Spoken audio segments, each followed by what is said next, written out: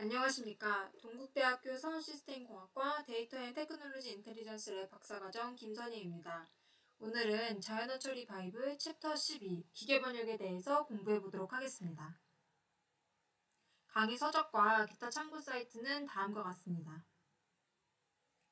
오늘은 기계번역의 정의와 규칙 기반 기계번역, 통계 기반 기계번역, 구 기반 기계번역에 대해서 살펴보고 통계 모델을 이용한 실제 문장 번역 사례를 살펴보도록 하겠습니다. 이것들은 모두 딥러닝이 나오기 이전의 전통적인 기계번역 방법론들입니다. 기계번역이란 하나의 언어로 쓰인 글을 같은 의미를 나타내는 다른 언어로 변환하는 작업입니다.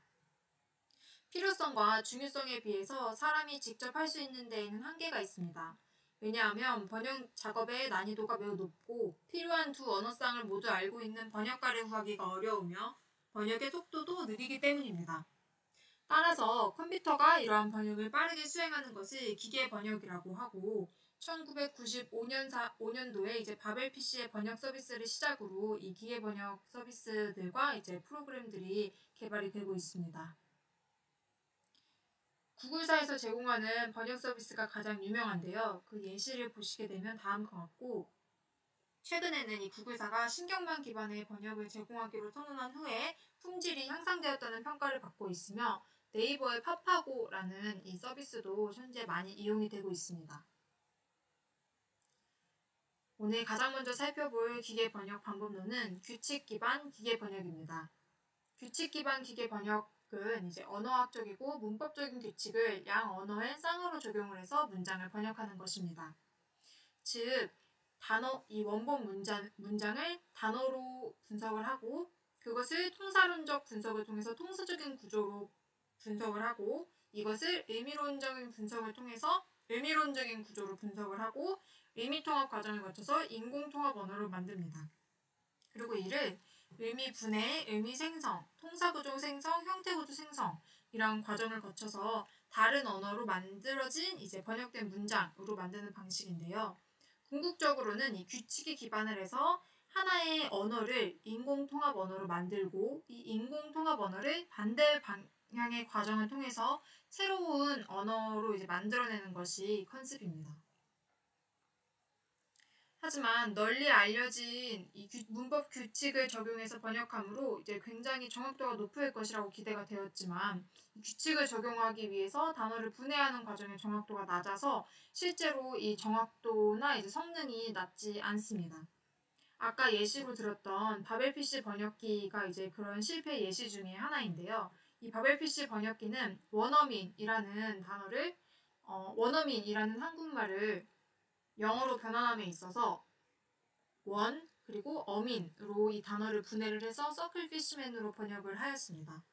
이러한 명확한 한계점을 가지고 있기 때문에 다른 번역 기법이 개발된 후에 사장이 되었지만 아까 살펴보았던 그 컨셉이 이 하나의 언어를 특정한 이 전 페이지에서 하나의 언어를 인공통합 언어 그리고 또 다른 인공통합 언어로 또 다른 언어를 만들고자 하는, 즉 여러 가지 언어들을 모두 인공통합 언어로 통합할 수 있다라는 컨셉을 가지고 있기 때문에 이것을 딥러닝 기반 방법론에 융합하려는 시도들도 존재를 하고 있습니다. 그리고 두 번째로 살펴볼 방법론은 통계 기반의 기계번역입니다. 통계 기반 기계번역은 대량의 문장을 담은 코퍼스를 바탕으로 상관관계를 분석한 통계 모델로 번역을 진행하는 것입니다. 이때 사용하는 코퍼스는 비교 코퍼스와 병렬 코퍼스가 있을 수 있는데 비교 코퍼스는 같은 주제를 다루고 있는 문장, 즉 같은 사건을 다룬 다른 언어의 기사들 같은 걸로 구성한 코퍼스이고 병렬 코퍼스는 문장을 직접 번역한 1대1 쌍으로 구성된 코퍼스를 의미합니다. 당연히 비교 코퍼스가 구축이 쉽지만 정확도 등에서 불리한 점이 많아서 병렬 코퍼스가 주로 사용이 되고 있고요. 이 기계번역 같은 경우에는 굉장히 중요한 이 NLP 태스크 중에 하나이기 때문에 이 병렬 코퍼스가 다른 태스크에 비해서 상당히 잘 구축되어 있는 분야라고 할 수 있습니다. 코퍼스의 양과 질이 이 통계 기반 기계 번역에서 굉장히 성능을 크게 좌우하는 것 중에 하나인데요. 이 BLU 점수, 훈련 코퍼스상 쌍대 이제 BLU 점수를 보시게 되면 이 학습의 이 학습 데이터가 많을수록 이 BLU 점수가 높아지는 것을 볼 수 있습니다.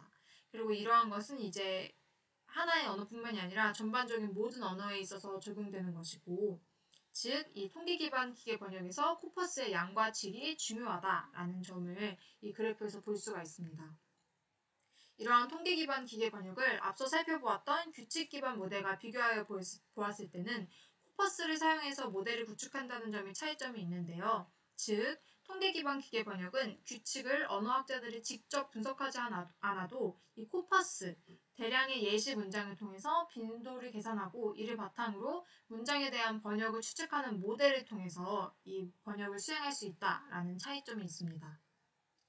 그러면 이번에는 통계 기반의 번역을 좀 더 수학적으로 접근해 보도록 하겠습니다. 이 통계 기반의 번역은 기본적으로 조건부 확률을 이제 기반으로 하고 있습니다.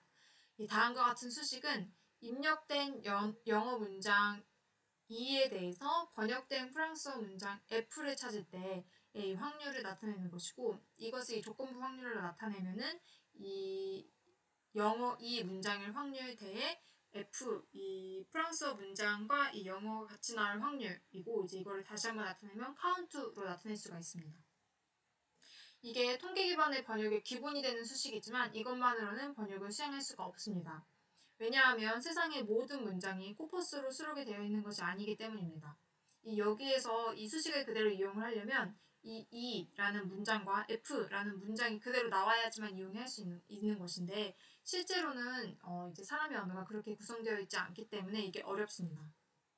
여기서 같은 의미를 나타내는 여러 표현 등이 있으므로 0이 너무 많이 나와 계산이 불가능한 경우가 많음이라는 게 이 수식을 이용하지 못하는 가장 큰 이유이고, 그래서 이것을 문장 단위가 아니라 단어 단위로 분할하되 조건부 확률의 개념은 그대로 가져온 것이 이 두 번째 수식입니다. 이 두 번째 수식을 이제 보게 되면 입력한 영어 문장의 이제 각 단어들마다 가장 적합한 이 프랑스어의 단어를 변환하면 그것이 가장 적합한 이 영어 문장을 이제 이 프랑스어로 이제 변환한 문장이다라는 뜻입니다.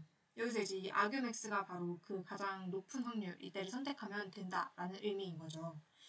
그래서 이렇게 하게 되면 이 단어가 조합된 문장은 완벽하게 똑같은 게 찾기 어렵기 때문에 이제 0이 너무 많이 나오지만, 이 단어 같은 경우에는 이 0이 아닌 확률을 도출하기가 보다 쉬울 것이고, 이제 이 단어 단위의 변화는 이 통계적인 것 외에도 사전 등의 다른 도구들을 이용할 수도 있기 때문에 이 0이 나오지 않을 경우로 만들 수가 있습니다.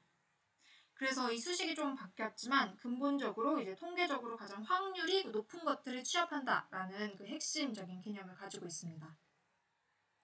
그리고 두 번째로는 이 번역의 지표화에 대해서 살펴보도록 하겠습니다. 우리가 앞에서 이 문장으로는 이 번역 문장을 이제 조건부 확률을 나타낸 것만으로는 이제 이 통계 기반으로 기계 번역을 할 수 없다.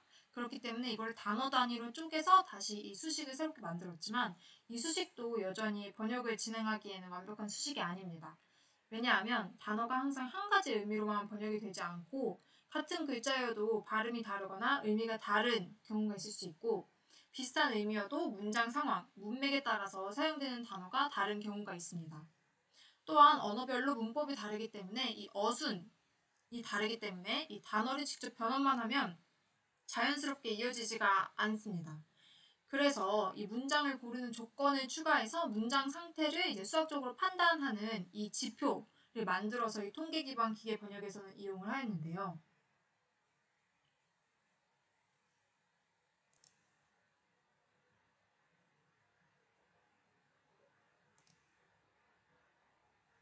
우리가 이 수식을 보시게 되면 F베스트, 우리가 번역을 한 결과인 프랑스어 문장 중에 베스트는 이 어규맥스, 확률이 가장 높은, 여기 E라는 영어 문장이 나왔을 때 F라는 프랑스어 문장이 나온 이 확률 중에 가장 그 확률이 높은 이 문장을 이 베스트 문장이라고 정의를 하였는데, 이거를 베이지 정리를 통해서 이제 정리를 하게 되면 어규맥스 F, PF의 P 이제 F가 나왔을 때 2의 확률입니다. 이 말은 이제 정리를 하면 이 어규맥스 부분, 어규맥스 F, 이제 가장 값이 높은 F 문장을 고른다. 가장 값이 높은 가장 확률이 높은, 즉 가장 그럴듯한 프랑스어 문장을 고른다. 라는 것까지는 동일한데, 여기서는 이 영어 이 문장에 나왔을 때의 이 프랑스어 문장이었다면, 이 두 번째에는 이 프랑스어 문장이 나왔을 때 영어 문장입니다. 근데 우리는 실제로 확률적인 사건을 구하는 것이 아니기 때문에 이 P, F 바이랑 P, E가 나왔을 때 F1 확률, 이 두 개의 조건부 확률에서는 사실 큰 차이가 없습니다. 그래서 이거를 이렇게 변환을, 즉 이제 이 영어를 프랑스어로 번역하는 것과 프랑스어를 영어로 번역하는 것이 사실 동일한 문제라는 의미인 거죠.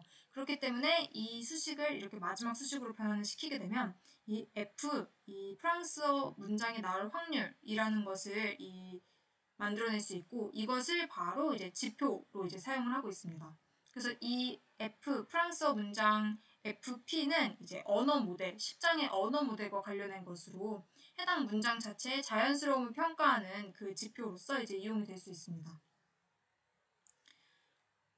그 다음으로 살펴본 것은 구 기반의 번역입니다. 앞선 규칙 기반의 번역과 이제 통계 기반의 번역은 모두 이 단어 단위로 수행을 하였었는데, 이 구 기반은 그 단어가 아니라 이제 구 기반으로 이 단어들의 묶음으로 이 구 단위로 이제 번역을 한다라는 의미입니다. 즉 이거는 이제 문장을 단어 단위로 이 단어, 이 tomorrow, I, will 이런 식으로 하는 게 아니라 이거를 구별로 나눈 다음에 그 나눈 단위별로 이제 번역을 수행을 하고, 그거를 그 후에 이 구의 순서에 맞게 재구성을 해서 이 번역을 완성시킨다라는 컨셉입니다. 여기서 보시게 되면 이 구 기반의 번역은 이 앞에서부터 이제 구를 잘라가지고 만들고, 이 앞에서부터 번역을 수행한 다음에 이게 이제 문법적으로 어떻게 재조합되는 게 좋을지를 평가를 해가지고 이거를 재조합하는 과정입니다. 그래서 이거를 이 구 기반의 번역이랑 통계 기반의 번역을 같이 이용을 한 실제 문장 번역 사례를 하나 보도록 하겠습니다. 그 순서는 입력 문자나 구 단위로 번역 후보구를 나열하는 것입니다. 여기에서 제가 이 위에 있는 프랑스어는 잘 모르지만 이 아래에 있는 영어를 기준으로 말하자면 He does not go home 이라는 이 문장에서 he는 주어로 먹고, 이제 does not은 보조동사, 뭐라고 하죠 이거를? 이게 주동사고, 이거를 나타내는 시제랑 이제 이 not이라는 의미를 나타내는 동사, 그리고 이제 이 동작을 나타내는 주동사, 그리고 이제 마지막에 목적어까지를 이 문장에 이제 구로 이제 총 4개로 나누게 되면 이 단계까지가 이 첫 번째 입력 문자나 구 단위로 번역 후보군을 나열하는 것입니다. 그래서 이 he가 이제 이 er, 그리고 이 does not이 ja, nicht, 이제 이 go라는 단어가 여기에, 이 home이라는 단어를 이 단어로 이제 각각 이 작은 구 혹은 단어로 이루어진 이 작은 단위에 대해서 번역을 먼저 수행을 한 다음에 확률이 가장 높은 순서대로 조합해가면서 전체 문장을 번역을 하는 것입니다. 그 의미는 이게 he does not go home 이라는 이 영어 문장에 대해서 정답인 이 프랑스어 번역 문장이 이 he라는 게 먼저 나오고, 이 go라는 does not이 번역된 프랑스어 단어가 두 번째로 나오고, go라는 단어가 세 번째, home이라는 단어가 네 번째 나오는 게 이제 기존의 통계 분석이었다면, 이거를 조합을 해가지고 순서가 1, 2, 3, 4가 좋은지, 1, 2, 4, 3이 좋은지, 1, 4, 3, 2 이런 게 좋은지를 이제 전체의 이 경우의 수를 평가를 하고, 그 조합을 이제 평가해가면서 확률이 가장 높은 애들을 이제 선택을 해서 전체 문장을 최종적으로 선택을 하게 되는 이제 방식입니다. 그래서 여기까지가 이제 전통적인 이제 딥러닝 이전의 기계 번역에 대한 내용이었습니다. 감사합니다.